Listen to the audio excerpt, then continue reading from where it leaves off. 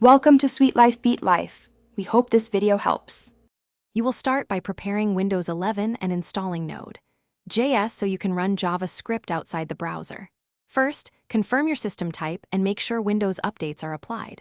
Once done, run the Node.js LTS installer as administrator and accept defaults. This adds Node and npm to path automatically.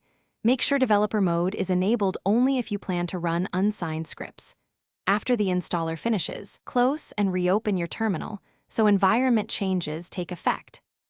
Once Node is installed, verify with Node v and npm v so you know versions are available.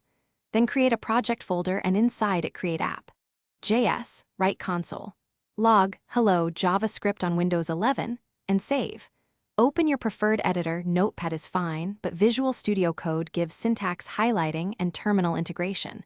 Make sure your working directory in the terminal matches the folder.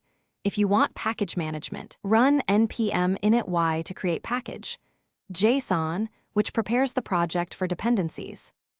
You finish by running your JavaScript with Node app.js and observing the console output.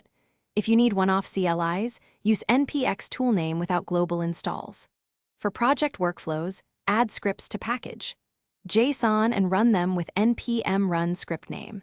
If Node is not found, restart the terminal, check path environment variable for the Node installation path, and reinstall Node if necessary. One quick troubleshooting tip. Open PowerShell as administrator and run where Node to confirm the executable location and adjust path if it is missing. Thanks for watching. Consider subscribing if we helped you.